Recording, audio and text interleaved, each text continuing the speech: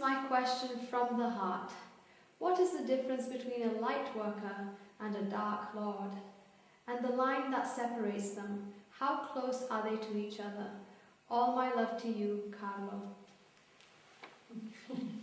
Oh, Carlo, perhaps all of us have a little bit of the dark lord and a whole lot of the light worker within us. And so truly, what you present to the world and to yourself is a choice that you make. But the difference between the dark lord and the light worker is where they're focusing their energy and their power. The dark lord is focusing it all on himself.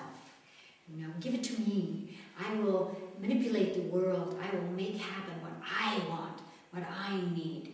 And the light worker is saying, let the light pass through me. Let there be illumination. Let us all see a bigger reality. So the light worker is dedicated to not only being filled with light, but extending that light through them to the world around them. So their focus is that recognition that what happens to you happens to me. And so bringing about that kind of balance that allows everyone to be healthy, to be happy, to find the answers, to go from one level, perhaps of confusion or limitation or illness, to another level of happiness, of goodness, of balance. The Dark Lord is interested in debalancing the world, and the light worker is interested in rebalancing the world. Great love to you. Be a light worker, Carlos. Chris, this is from Linda Hoyt. Dearest Chris, I'm so fearful of getting stuck in the astral realm when I die that it has haunted me all my life. Could you please comment on this fear and how can I get rid of it? Great.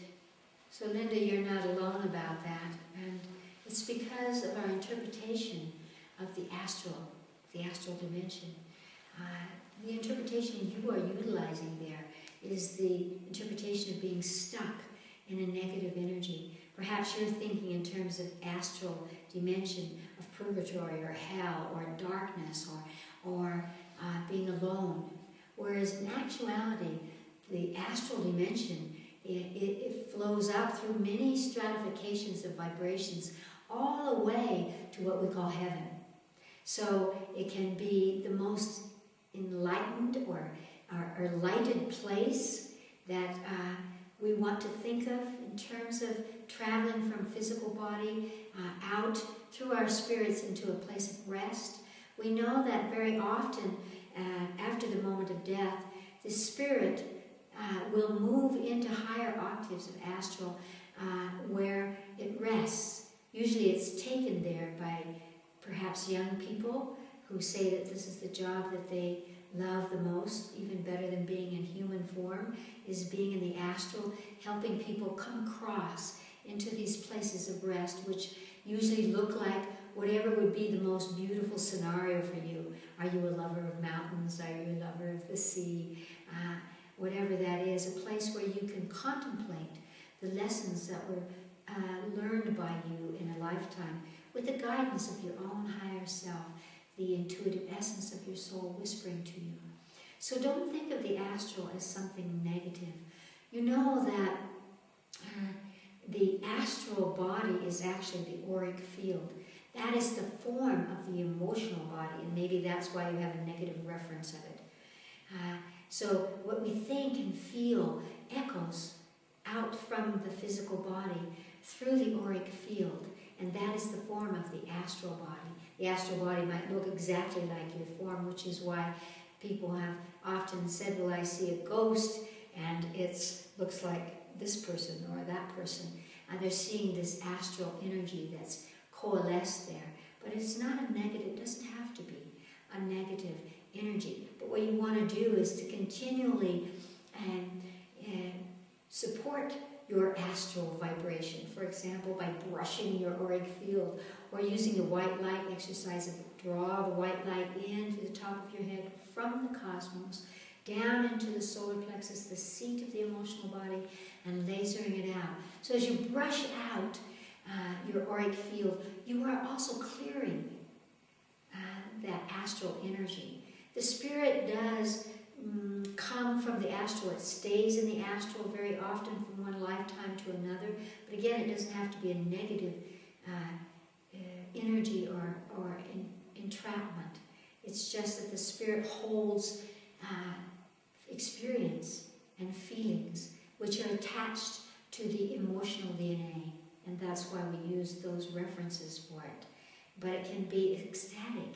It can be loving and wonderful. So don't be afraid of that. Your soul, for sure, at the moment of your death, there's a tremendous release of light, sparking of light, and the soul travels into light.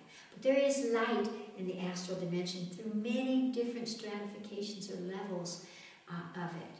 So what you want to do is every night when you go to bed, ask your higher self to give you a color that will clear your auric field and bring more light into your physical body. And then that way, remove the fear. Or another exercise in consciousness would be asking your body where it is holding the fear of being stuck in the astral. Nothing can stick us anywhere, dear heart. Nothing. And so, wherever you're holding that fear in your body, then ask it what color it needs to release the fear. So that you're giving permission to release that.